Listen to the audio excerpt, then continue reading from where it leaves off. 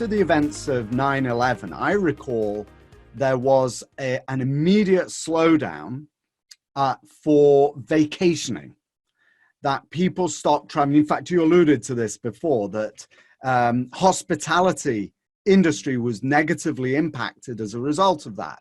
So it was the perception that people had of danger and of threat and of economic downturn as a result that caused them to shrink in. There's another area, actually.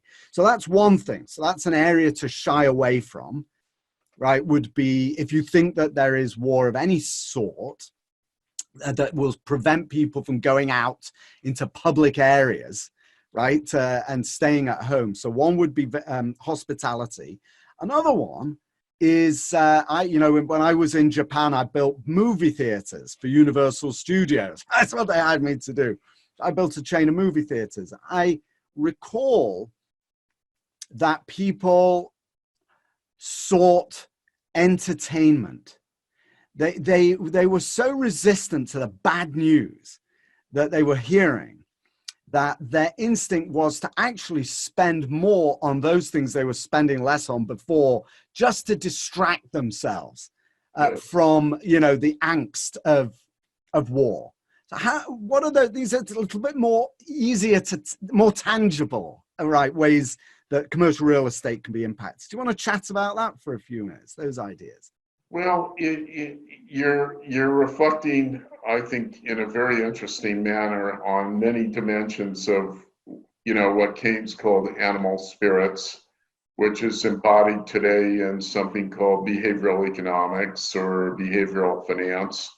And it's a critically important dimension of what we do as academic economists, and an increasingly important dimension as we seek to analyze regularities in behavior that have economic consequences. Now, let's take a couple of the examples that you cited. The 9/11 event was an event about air travel in terms of the way the event was perpetrated. And even at one point in 9/11, the entire air traffic across the entirety of the United States of America was grounded.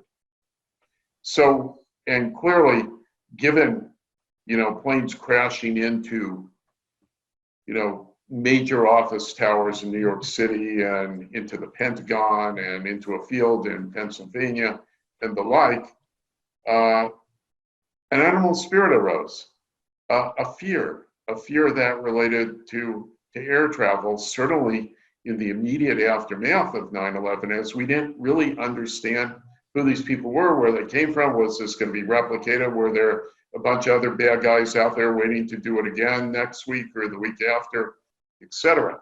So, and that coupled with the fact that any event of this sort creates high levels of uncertainty, creates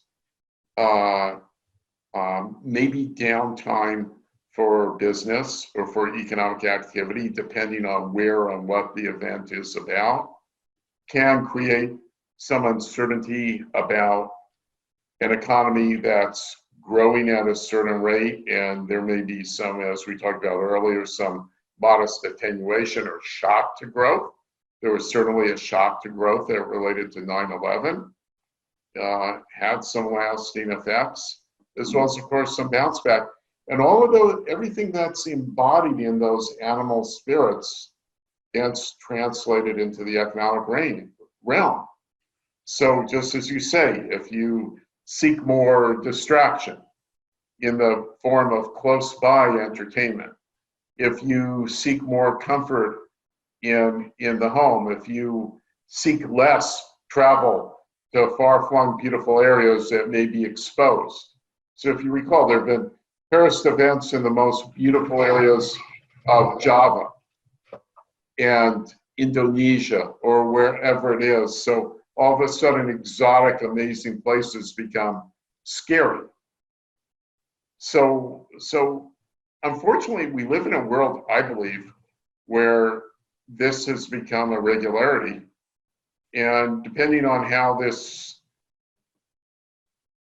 interface with Iran goes, could be more of a regularity in coming months than less of a regularity. That will influence travel. It'll influence travel to the Middle East. It'll influence travel to anywhere near the conflict zone. And let us only pray that there isn't an effective execution of a terrorist event, cyber or otherwise, somewhere closer to home.